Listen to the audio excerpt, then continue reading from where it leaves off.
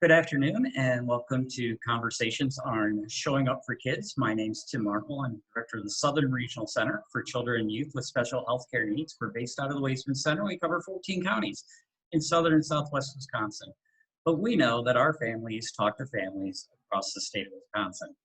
And so we know that you might be listening to this and you might not be one of our counties. And what we have to say to that is, we're glad you're here.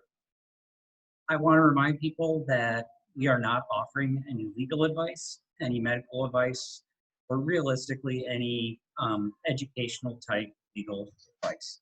As we're here, we're holding a conversation. Today's conversation is around anxiety.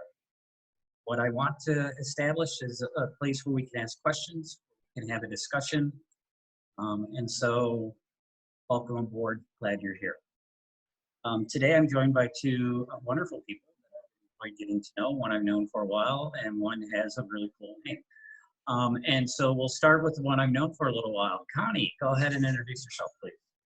Hi, I'm Connie Persike. I am a speech pathologist by trade, and I own my own business where I'm consulting to school districts around the state of Wisconsin, agencies, and some parents. The majority of my work is through school districts, but consulting to help brainstorm problems with students or kids who might be struggling in the schools. A lot of the kids that I support are struggling with anxiety or other mental health difficulties. So that's me in a nutshell. I also took a part-time position this year at the University of Wisconsin in the ComDis department as a clinical associate professor. So I'll be teaching a grad course to the speech pathologist this year. Thanks for being here, Connie. And then the man with the cool name, Tim. Hi, I'm Tim Peerenboom. I am the school psychology consultant at the Department of Public Instruction. I am on the Student Services Prevention and Wellness team. Right, the way this is going to work is I have some general questions that I'm going to ask both Connie and Tim to respond to. If you are on the line and you feel like chiming in, you can use the chat box and I can read it off, or you can unmute yourself. That's fine. We do ask that you're muted if you are not talking, or else the mic will pick up. So let's just, at the end of the questions, we'll have time for a general discussion as well if we don't get into a discussion in the middle of it. All right, so let's kick this off. I'm wondering for people that are listening, what are some signs of anxiety, especially in kids who maybe don't know they're anxious? What can we be looking for when those kids don't come up and say, oh man, mom, I am just so feeling anxious right now? Are there signs that we can look for that we can help them identify that anxiety? And I forgot to tell you guys who to go first. So, that's totally my fault. You both could talk at once and it'll be mumbled and chaotic and it'll be really great. So you guys fight. Whoever has the loudest voice, I think, go first. Well, there's three. I'll start. Do you want me to answer both parts of the question first, or should I just talk about symptoms and then let Tim bounce off anything? I so want you to do whatever you want to do, Connie. I have no preconceived notions or expectations. All right. So oftentimes there are three components to anxiety. And so there's the physical component. So you could have your child be struggling with headaches, stomach aches, fatigue, muscle tension, muscle pains, that kind of stuff. Otherwise, there's the cognitive components where they could be having some negative thought patterns. Some key words to be looking for would be those permanent words like nobody likes me, everybody is gonna do better than me, I can't do this, I won't ever get it. Those words that kind of mean like all or nothing very permanent. And then the behavioral components, a lot of times that can be perfectionism, difficulty making mistakes, perhaps avoiding, some social withdrawal, some compulsive behaviors. Maybe you see if they have passions or high interests, those become stronger during times of chronic stress or anxiety, trying to seek control in their environment. Those are some of the ones that come to the top of my head. Tim, I don't know if you want to bounce off anything else. No, I mean, those are the main ones. The one thing I would add to this, given our current situation, is that anxiety is a perfectly rational response to what's going on in the world right now, Yes. for kids and adults. So in addition to looking for those signs, you know, we all get headaches and we all get stomach aches. We're all stressed right now. So what you want to kind of use as sort of a gauge or a measure is if you're seeing significant changes in those areas that Connie just explained, and they last for a long period of time, 2 weeks, 3 weeks, that may be a time to seek some professional support, whether that's through your school or privately or whatever it may be. But just know that, you know, we're all stressed and we're all anxious right now because of what's going on in the world, whether that's some of the social justice things that are going on or the pandemic response. Such a good point, Tim.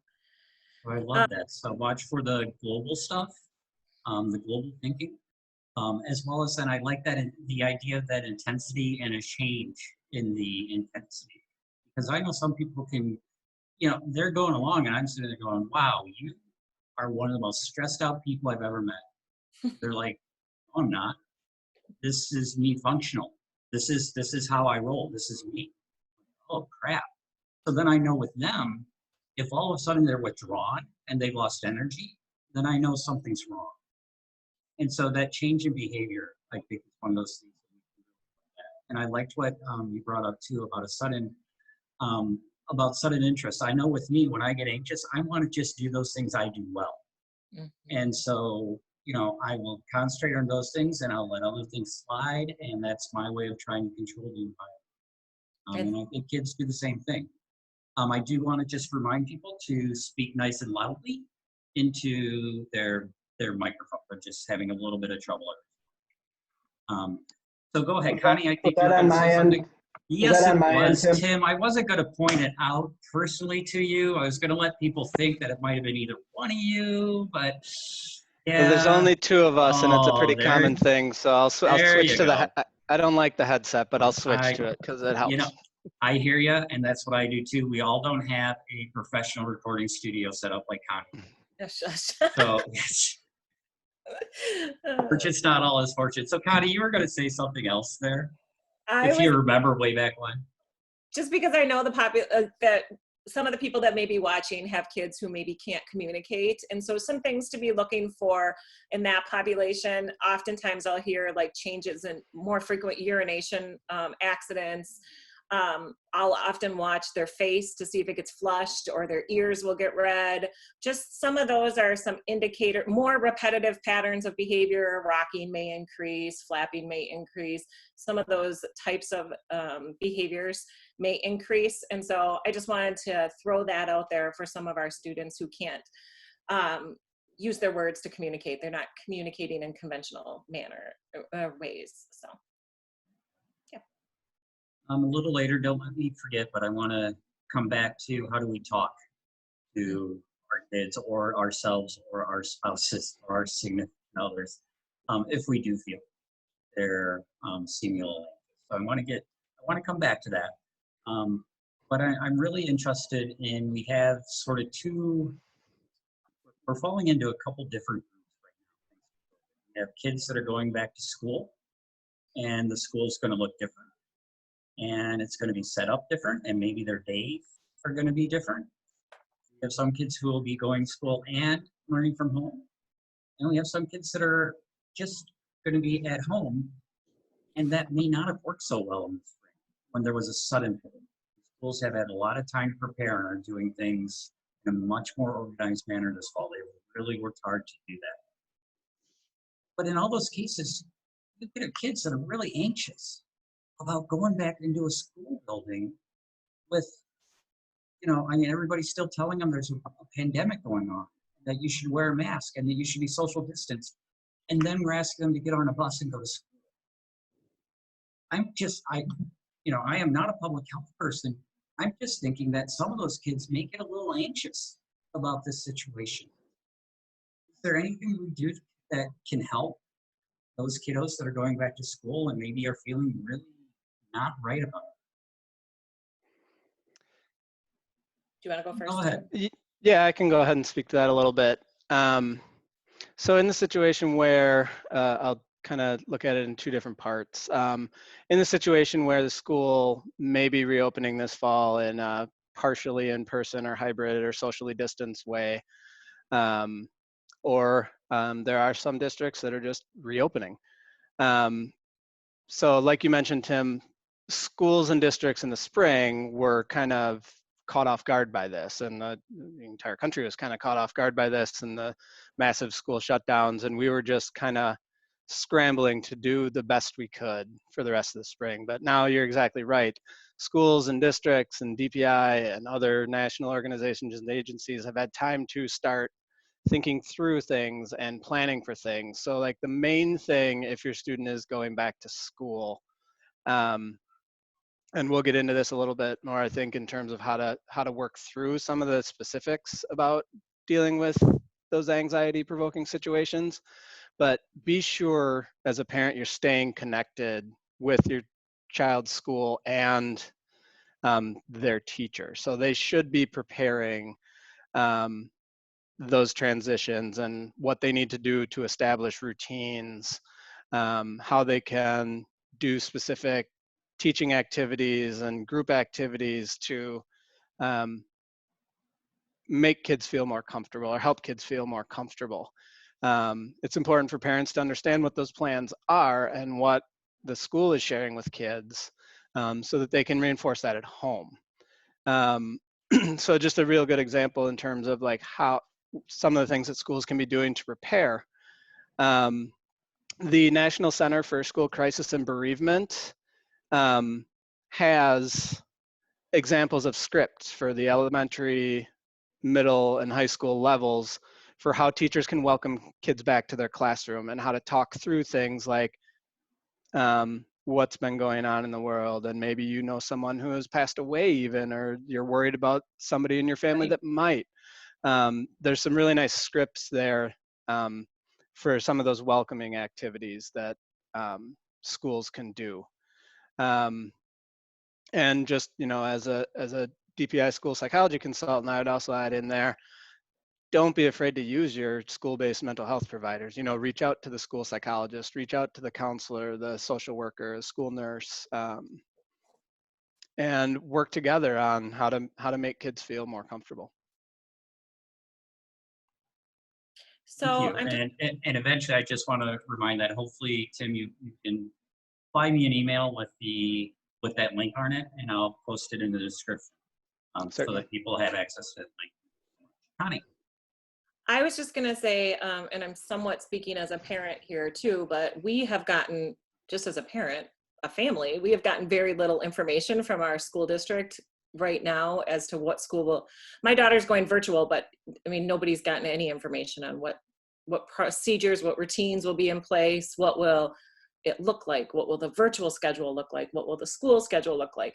So that causes just our school's been delayed a week, so start date is September 8th, but I mean, it's a week away. So it's not just the kids, you're looking at anxiety that are in parents as well, that we have these parents that are experiencing anxiety. Exactly. And so I have been trying really to keep myself in check because I'm getting more and more anxious as time goes by. Like, can I make this virtual world work? Like, we're all going to be working at home without childcare. How can we do this? I'm trying to just think one day at a time and take one step at a time and really be aware of my emotions, because all of our emotions are contagious. I think I talked about this in the summer when we were, you know, the emotional contagion. And so best things we can do for our kids is just like be aware of our own emotions. Not that we're not allowed to feel anxious, because like Tim said, that's totally normal. It's just be aware of it, be kind to yourself, have self-compassion, and just be aware of it so that we can help because otherwise if we're anxious and we're not aware of it, our children are going to start feeling that same way. And so that is the number one thing I think we need to be doing. But also, I'm a huge believer in positive psychology. And so just increase joy at this moment too, because what we focus on gets stronger. And so, you know, that saying, what neurons that wire together, fire together, or neurons that fire together, wire together. What we focus on gets stronger and gets better. And so we can combat some of that anxiety that we're all feeling just by having more joy in our life, and trying to get more movement in. When we're stressed and we're anxious, we want more movement. So like get outside while we can. Really worried about the winter, but like get outside and do some things that you love right now, and just try to focus on, you know, some healthy wellness activities too, whether that be mindfulness, yoga, exercise, movement, just doing things like you said, Tim, just doing things that you love. Like when you get stressed, you to kind of check out and do things that you love for a while. So I think that's really important. And then also, if you haven't started to work on, excuse me, if you haven't started to work on some of the, like what social distancing is, how, if your child's going back to school, practicing some of those things that you know all students at all schools are going to be doing. Like what is social distancing? How do you do it? How do you wear a mask? Increasing their tolerance to wear a mask, especially some of our kids with more significant disabilities. Or learning how to wash your hands, talking about not touching your face, or not, when you go back to school, you're not going to be giving high fives or hugging people, or, you know, trying to prep some of that, because the more predictable we can make school become, the and those routines become, the less anxious we're going to feel. We all as humans love predictability. So those are some things, like if, and of course I agree 100% with Tim P, like reach out to your school teams and like brainstorm ideas with them. But I think a lot of schools are in scramble stage right now. And so if you haven't gotten some of those, like, I do think they've been like doing things better, but you know, in Dane County anyway, some of the, like the bombshell that just dropped last week that schools had to be virtual has gotten some school districts having to start all over, which I think is, our school was going to have third and fourth graders in person, and they had to make a change in like a weekend. So, so if you haven't gotten clear communication, I think those are things you can start working on with your kids right away. Some of those things, you know, all districts are going to be doing, you know, if you're going in person. Yeah. And I just wanted to follow up on that. Your first point, Connie, I think you're absolutely right. The most important thing is making sure you're taking care of yourself as caregivers. So, you know, the title of this series is Showing Up for Kids, and it's hard to show up for kids if you're not ready to show up for them and you're not taking care of yourself. So those things are really important. And then along with that, in terms of some of the steps you can take for both your anxiety and your kids, one that I think is really, really important, that can't be stressed enough, is to really manage your media consumption and your social media consumption, and certainly your kids as well. If you are constantly watching the news and watching the death toll numbers and all these other things, your kids are likely absorbing some of that and hearing some of that too, and it's going to impact, you know, your mood and your anxiety as well. So I'm not saying don't ever watch the news or read the news, certainly, but just make sure you're monitoring that, and especially monitoring it for your kids. I had to. Oh, go ahead. We talked about that at our last talk too, Tim. Like that was something that I had to really, when this all, I mean, things were changing so quickly. I had to really focus on that myself, not checking social media and checking the news. And yeah, that's, I figured out that I really don't need to check the news at the end of the day. You know, I have, and I'll wake up the next day and I'll check it, and not much has changed in the last 10 hours. So I really don't need to look at it before I go to sleep, because I could put myself into a better frame of mind to get better sleep by not engaging in the social media. And thinking about those kids that, you know, they experience this at-home learning in the springtime, and for some kids, they loved it. They're like, this takes that social pressure off, and I could concentrate on school, and my bathroom's right there, and this is great. And other kids are just like, this is horrible. I miss my friends. I miss my school. I'm not getting immediate feedback about, am I doing well? Am I, you know, I need someone to tell me I'm doing okay, that I'm doing what I'm supposed to be doing. That really helps. And they don't have that time at home. So are there things we could do to help our kids who are staying home and doing that at home school again? work with their anxiety to try to help them be better engaged at school? I And there think better be. I mean, I'm asking the question. If the answer is no, there's not, then it's a really dumb question. That's my fault. So I'm hoping one of the two of you will come up with an answer. no, but I think Tim was right when he said earlier, everybody was in crisis mode in the spring. I mean, like, many teachers had like a day's notice to move to a virtual platform. And so things are going to be better now. People are going to be more like well trained in how to use virtual like applications and learning management systems. But I think what I would do is reach out to your school team and talk about some of those things, like things that didn't go well last year. How can we make sure that doesn't happen this year? And like use your school team to brainstorm around what we can do differently.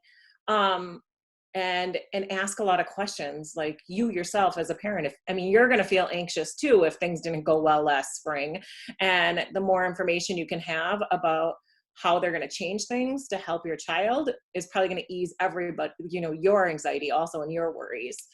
I also think that talking to if your student is like cognitively able to have that, if your child is cognitively able to have that conversation, like what was a struggle last year, what do I have control over and what don't I have control over? Like, how can I make this situation better for myself? That would be, and I have a really awesome form that, Tim, I can send to you that I made about this for my daughter's worries. And so like, what's the situation? How can I improve that situation? So if something didn't work for you last spring, what do I have control over and what don't I have control over? Because if you don't realize what you can control and what you can't control, you feel pretty hopeless. And so pulling those out a little bit for your child might help. Also, writing down your worries. The research shows like writing that down, ripping it up and throwing it away might be able to help you like discard that and get that worry out of your head. I mean, definitely acknowledge it. I'm not saying avoid it. I mean, you definitely want to acknowledge it, validate it, empathize with the child, and then try that strategy and see if it helps. You could do what I really, oh, go ahead. Monster. So repeat that, Connie. I talked right over you. Show the guy again. What is that? You could feed your worry monster. So you write down the worry, you put it in your worry monster's mouth and he eats it. He takes the worry for you. So that's another strategy you could use for younger kids. Yeah. What I really liked too was the whole, hey, what did we learn? Is we've had sort of a dry run. We've had a trial at this. So let's build on what worked well, and let's see if we can not do what didn't work well less. Let's see if we can do what didn't work well less. Go ahead, Tim. Yeah, there's a couple of things I wanted to add to that. When I was practicing school psych in schools, I did a similar, write down your worries. I would do it a little different, or often do it a little different in that for students with kind of significant anxiety, I would set them up and have them create a worry box where they would write it down and put it into the box. And instead of discarding it and making it go away, then offering specific times when it is time to think through and talk about that with a trusted adult. Oftentimes it was me, because it is helpful to talk through those things and help kids learn to understand, is this something that's a realistic concern, worry, or an unrealistic worry? Because they're worried about things that really do matter, that are important. If I go to school, am I going to come home and get grandma sick? That's a real worry that they should have an adult to talk them through. The other thing I would mention is you talked about the spring being sort of a dry run and it happened quickly, and now schools have had a chance to get their tech set up and get their teachers more fluent with using these platforms and programs. In approaching it with a student, one way I would think about it would be, okay, let's hit the reset button. It happened suddenly. Mm-hmm. We're going to take a fresh start, and to sort of help kind of ease parents' anxiety about that is what we know about schools is spring, particularly late spring, is the least productive school time already. Kids start to check out, it's along those same lines of, the quote unquote senior slide in the spring. So while it's horrible that we lost all that learning time, and had to switch to that.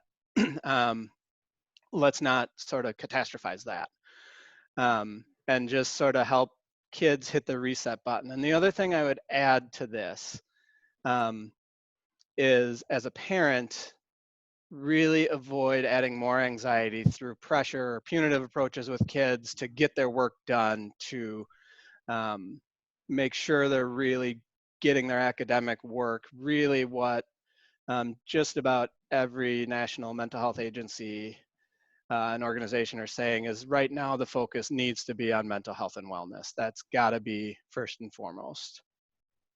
And to ease some of those parents' minds, because I hear so many people like putting so much pressure on their kids for academics, we're all in the same boat. And so like almost every child missed a substantial part of their education last year. And so schools are gonna, I mean, I feel very strongly that schools are gonna adjust their expectations when we get back to life after COVID. They have to. And so don't just keep reminding yourself of that, because if you don't, then as a parent, you can start really feeling that pressure to put more and more demands on your child. And also, I'm like a huge believer that we move. Our body needs to move when we feel stressed. And so, my gosh, I was looking at one of my cousin's homeschool areas for her child, and the child couldn't move and couldn't look at anything. She had a big divider around her. Like, we have to reach out to your school teams and say, hey, I need some flexible seating options for my child at home. That's okay. The school is still like more than willing to provide some of that. They're not, they've got the material. If you don't, get wiggle seats for your child, get ball chairs, get like movement through, give them breaks from a screen. We do not want our kids on a screen for like in a substantial part of their day. Make sure they get like 15 minutes at least every hour that they're on a screen to get up and move and take a break. And so I think we have to remember not to put too many demands on our children during this time. So. Tim, was there something you wanted to say to include that? Connie had kind of touched on it. I just wanted to say, being eyeballs deep in this since March at DPI, working with both our student services prevention and wellness team and special education team, that if your child has an IEP, you certainly have some access to a team of professionals that can help, and then address some of the things like flexible seating options and things like that, as well as the instructional resources and supports and strategies that your child needs. Of course, whether or not your student has an IEP, schools should be willing to work with families and parents to address those things, because they want kids to learn too. But I just wanted to make sure that to remind parents, particularly parents of children with IEPs, that they have that specific access, and they can certainly ask to have an IEP meeting to work through, my child didn't engage at all in the spring and we need to figure this out, because they're right. And I thought that was just important to point out. Mm-hmm. I as a dad with a special healthcare needs kid who went through school, I thank you for pointing that out. I appreciate it. We're going to be running out of time here shortly, but we haven't touched on how to talk to kids about anxiety, or how to talk to anybody about anxiety.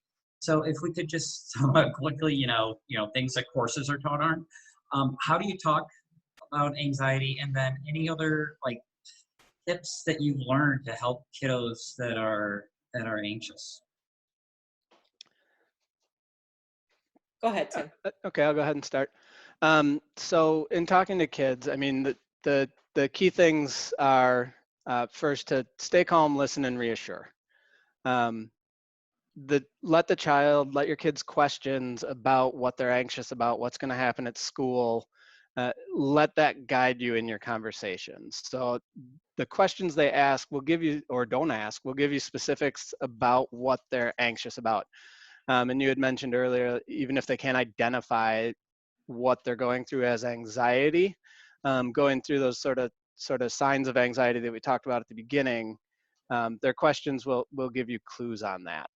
You want to make sure when you are responding to questions that you do it honestly and accurately. And by accurately, I mean making sure you know what's going on so that you're able to dispel any rumors or correct sort of incorrect information that kids might be hearing from their friends or, again, through social media or the news. And do so, using age-appropriate language. So Connie had talked about like social distancing. With my 5-year-old, one of the early on things we talked about is staying 1 cow away from other people. Do you often have cows in your yard that you get to measure that distance? Well, we're in Wisconsin, right? Oh, that's So, true. That's true. So yeah, stay 1 cow or approximately 10 cheese rolls. yeah. When talking to them again, emphasize the things that the grown-ups around them, including you as parents, are doing to keep everyone safe. You notice I wear a mask when I go to the store. You notice I'm not, mom and dad aren't going to the restaurants anymore, things like that.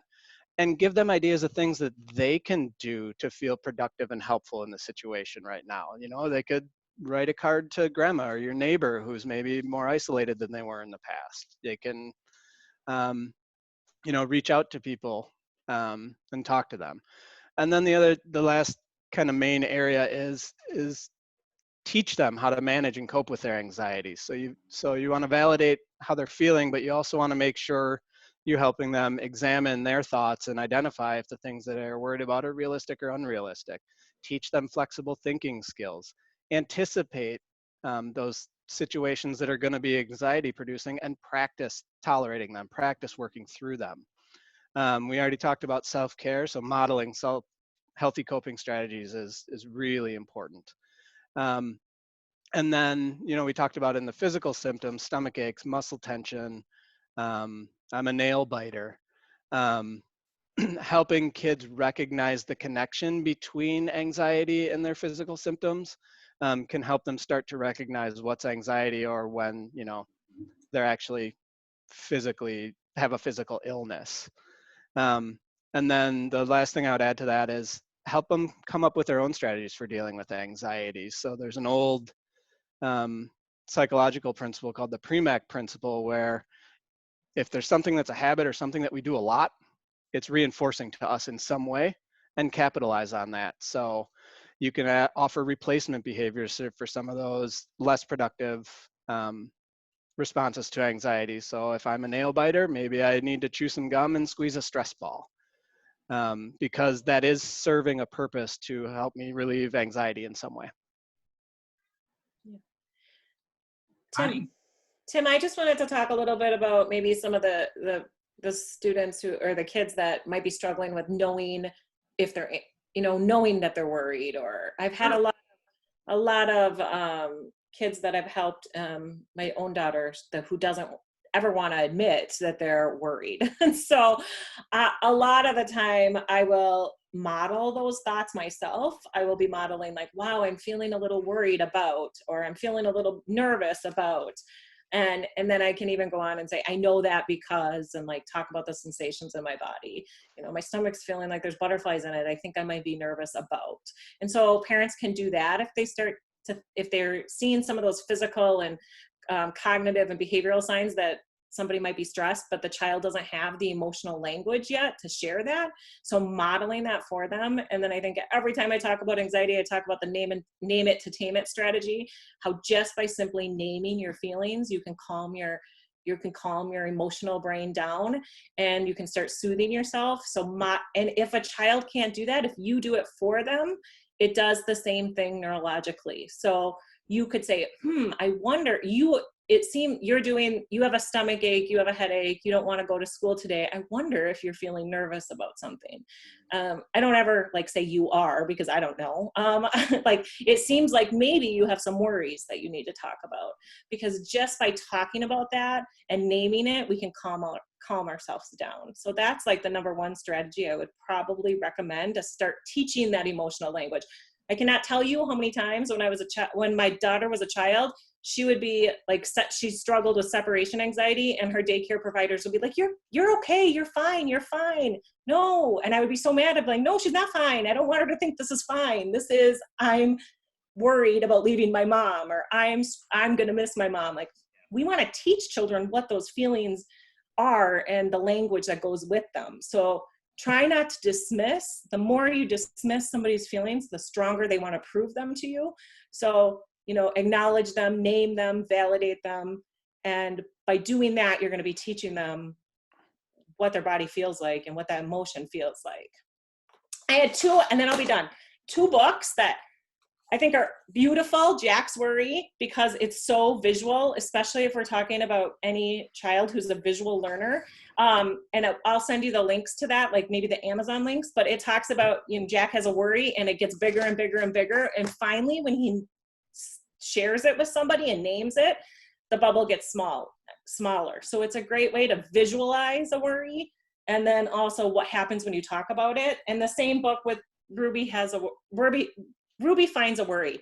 Both highly visual books. I've even used these with adults when I'm teaching adults. Like, I'm a huge believer of picture books, teaching anybody of any age. And so those would be two resources that they're two of my favorite resources about worries and anxiety. All right, you get those to me. I'll get them posted. Tim, what do you have? Yep, and I would certainly be remiss, speaking of resources, if I didn't point people to the DPI COVID-19 webpage. There is Yes. information there for everything from virtual instruction, curriculum and assessment, to care for the caregivers. Our Student Services Prevention and Wellness team has lots of resources for parents, and links to other resources for how to talk with kids about anxiety, how to talk with kids about the situation, how to support, how students can support themselves if they're continuing to be sort of, you know, socially distanced or feeling isolated. And the special education resources I mentioned before. Our special education team has been working tirelessly to answer really hard to answer questions, such as how do you implement an IEP virtually? How do you do assessments? How do you monitor progress? We're getting lots of questions from the field, from schools, and we are cranking out the best answers we can as fast as we can while giving the good information. And then I had talked about, and we had discussed how to talk to your kids about it and their anxiety, and Connie shared a couple of really awesome books. There's a new one from the National Child Traumatic Stress Network that just got published called Fighting the Big Virus. Trinka, Sam, and Littletown work together. It's a great little children's book. It's in black and white, so younger kids can color it. So if you are a parent who feels like they don't have the language to talk to particularly younger kids about this in an age-appropriate way, a book like that can be a really nice resource to kind of guide how to talk to kids in a kid-friendly way. There's actually a lot of children's books. I don't know how these people publish them so fast, but Yeah, it's like boom, boom. I know, coming out about like how to wear a mask and social distancing. And I was like looking on Amazon the other day and I'm like, I have not bought any of them to see like how quality they are. But like one of them, like a little spot of worry and a little spot of sadness, she has something that came out and I know her books are great. So I'll send that to you, but I can't remember exactly what it was about. A spot of something, social distancing or something like that. But I was like, how did they get these books written and published so quickly? But I haven't explained them all, but. The mask thing is a big one that we're getting a lot of questions about, particularly kids wearing masks in school. And again, DPI, we have some resources and information on that as well. You know, everything from the children's books that are available to like how to write a social story or examples of social stories for kids and wearing masks and talking about why it's important and those kind of things. So the resources are out there. It's a situation where, you know, particularly early on at DPI, we were wading through so much information because everybody was just trying to get stuff out there and it was really overwhelming. Yeah. And it's probably for a lot of people now that we're getting to back to school time, again, feeling overwhelming or maybe even more so. So certainly reach out to your school, to people like Connie, to DPI for information, because people like us have spent a lot of time wading through the mass wave of information that comes out and continues to come out and can help sort of narrow down and point people in the right direction. And I even think that there's so much information coming out. I had to like make myself stop for the summer because I was almost like, oh my gosh, I'm going to miss this new good resource. It's almost like information overload in the virtual world. So be conscientious. You're so right, Tim, about that. You have to be conscientious of that. I also have to say for younger children, for any child, I'm a huge believer of play. Like play is so healing. And so like my daughter she was like an avid, I am not wearing a mask. I can't breathe in them. And now she's fine, but she did a lot of role playing with her baby dolls. And so she has a whole, I mean, it's hilarious. I should videotape it because it's beautiful. She has a virtual school for her baby dolls that are doing virtual. She has a school, real school. She calls it real school for her baby dolls that are going to school. They have to wear a mask. She puts the mask on them. We bought her, like we had my friend make some baby doll masks, or she just uses hers and it covers almost their whole face. But, and then she just plays it, role plays the whole thing out. And that has eased, I mean, that has eased her concern. Mask. Now I have almost like zero complaints about wearing a mask. And so role playing some of those situations with toys and superheroes and dolls, and that can be super helpful too. I love embedded in that is the get creative, but be patient. Don't give up. Because our kids are remarkably resilient. Right. And art is so, she made little laptops for all her baby dolls. She made like iPads for the virtual school. I mean, it was really quite beautiful. So now I do know that we have some people that have joined us online for the conversation. So I wanted to give a opportunity here if they would like to ask any questions of Tim or Connie or make a statement based on their personal experience. If not, that is also fine. You don't need to, but I want to give you that opportunity.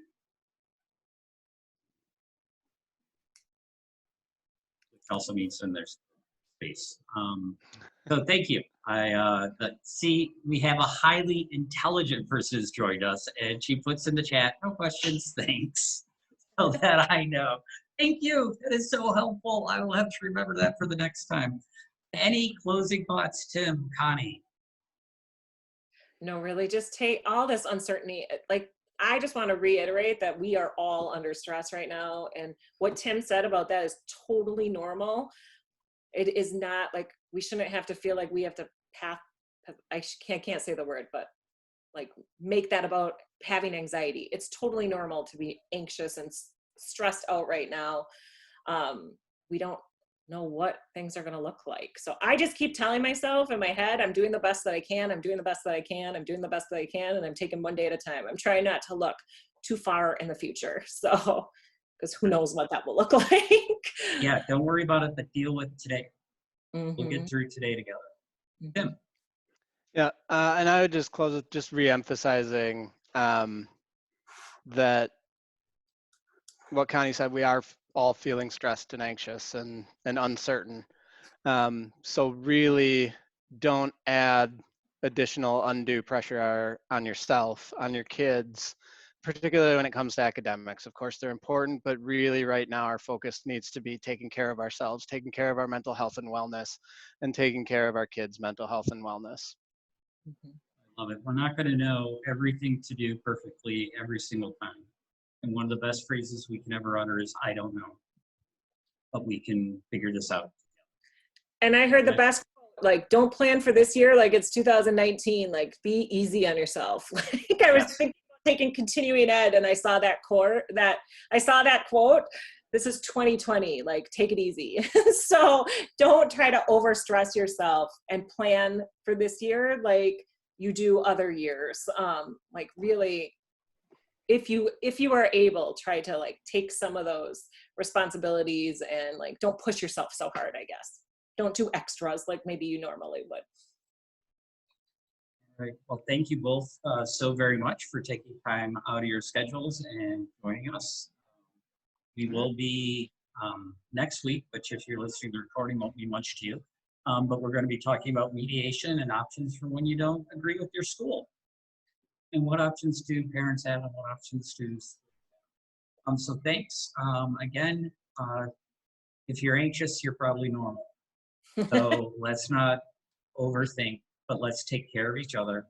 Let's take care of ourselves. Feel free to say, I don't know, but we will figure it out together. Thanks for helping us figure a little bit more about anxiety. Guys, take care. Have a good afternoon. I'm going to stop the recording if you could just stay on so that I can make some other goodbyes. Sure Thanks thing. for having us. Thank you, everyone.